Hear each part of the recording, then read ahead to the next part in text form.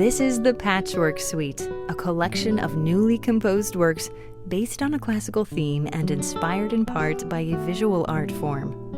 Across the course of the season, we'll piece the suite together as we delve into the stories of the creatives involved.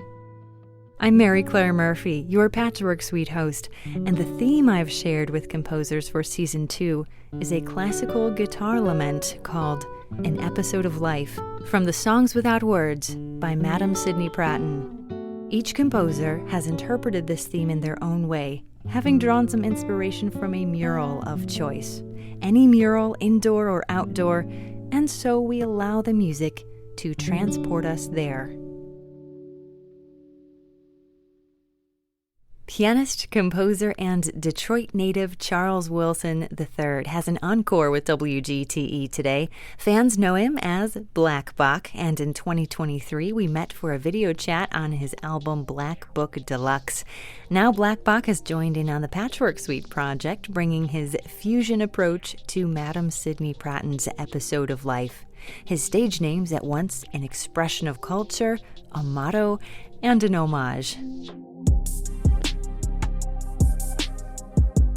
In picking a name, I decided, being an urban kid, grew up on the west side of Detroit, all my friends were rappers and producers and DJs, so I thought, why not pick a name that represents the culture that I'm from, which is rap culture. So first part was Black, which is BLK, which is all colors combined form black. And then the second part comes from my father's wisdom, which is everything will be okay, but you got to be okay with everything. You put those together, you get, as long as we stick together, everything will be okay. So that's how I came up with the name BLKBOK. But also, a little bit of an homage to Johann Sebastian, of course, for being the trailblazer that he was. BLKBOK's musical interests extend to eclectic genres, and it's been that way for years. My mother was from Memphis, and she grew up around blues and jazz. And my father is from Detroit, so he's all about Motown and the Temptations, but also he likes rock music. So there's a little bit of variety in what we were listening to. But then my mother decided that she wanted me and my sister to study classical music. So that was a whole other piece that was combined into just like my musical experience.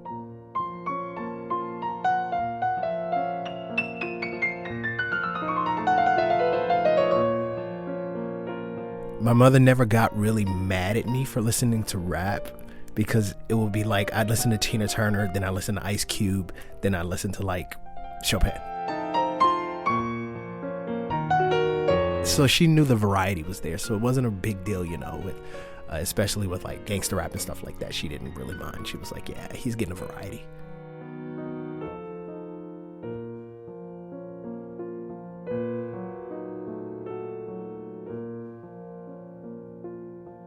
My first piano teacher, Thomas Schwartz, God rest his soul, was world renowned. Could have been one of the best on the planet, but just kind of his life was a little bit different. He didn't want to, do the hustle and bustle of being on planes and trains and automobiles. So he stayed home and he put his love and his passion into his students. He's always been the hero of all heroes. I still hear his voice telling me to curve my fingers and read my notebook and, to count when I'm doing, certain things. I still hear his techniques. I still hear him saying, the things that required to make my technique better.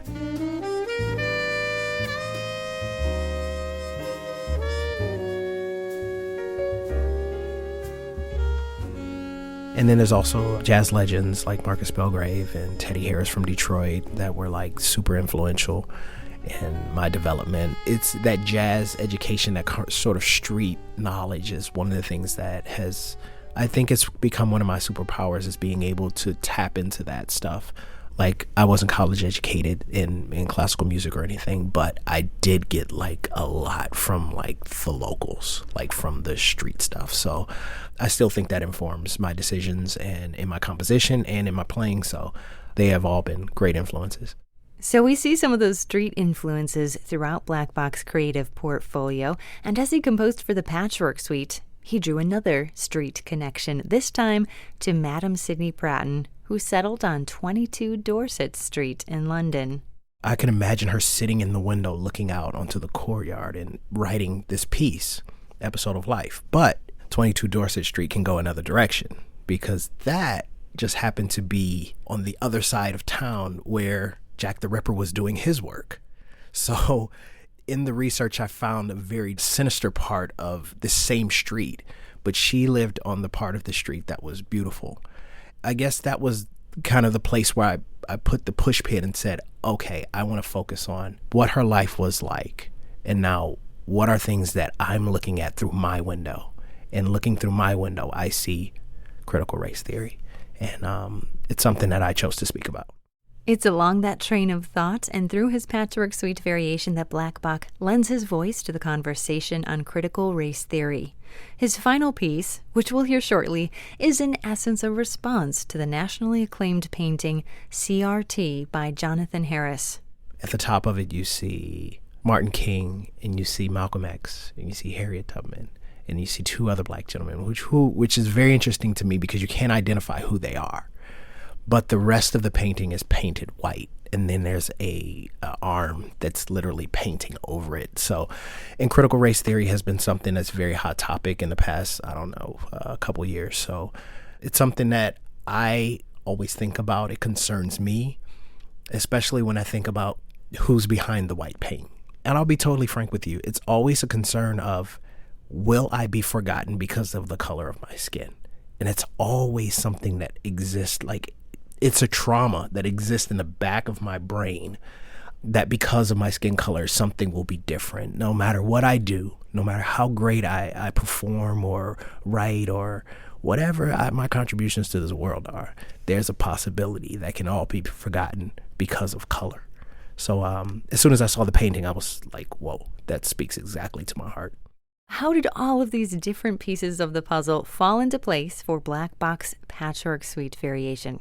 Turns out he pinned down his thoughts and his vision while composing at an artist's retreat in Montana. I drove to Montana just to kind of decompress myself and kind of prepare for being off the grid.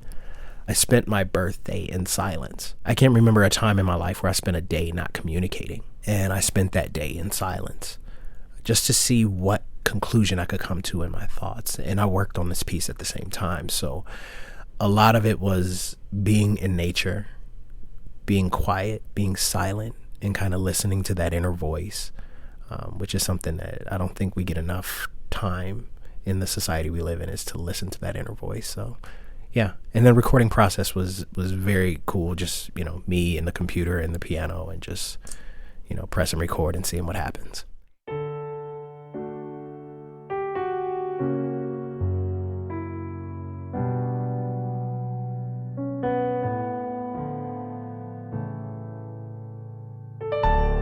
The beginning of the piece starts out sort of as walking you to the front door of the piece.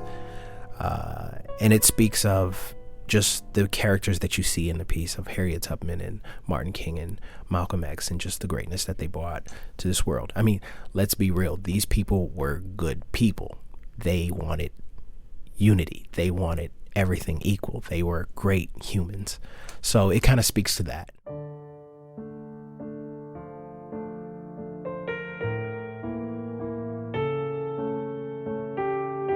And then when he kind of gets into the piece, it's a question of, like I said, who's behind the white paint. So for instance, I always think about, I'm very much into aviation, and I think about the Wright brothers. And then I think about Charles Page, who most people don't know, but created the first airframe and had the first patent for it. But on the way to premiere this thing, it was destroyed. So we don't know that name. So he's one of those faces that are behind the paint. Chevalier, we just had a movie about it. So a little bit of his paint has been removed, but he's been behind the paint for a very long time. So the piece kind of just walks you through this question of who's behind the paint, who's behind the white wall. It ends with Madame Sidney Pratt's melody, almost as like a shadow of what I would hope to see one day, like be able to look out my window and to see beauty.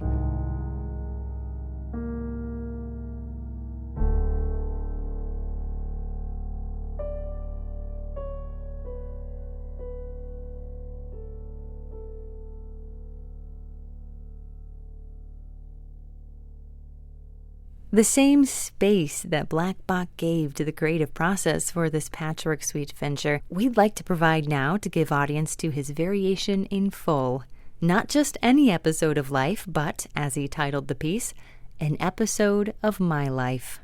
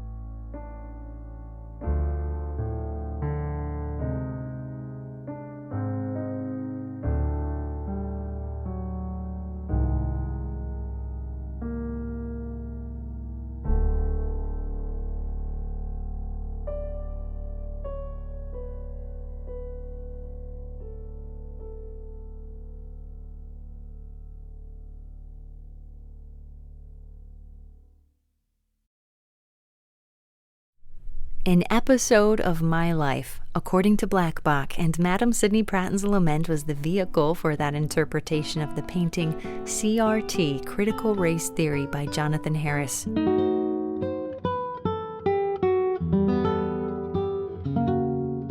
Thanks to BLKBOK, not only for his contribution to the Patchwork Suite, but also for stopping into WGTE for a conversation on the behind the scenes.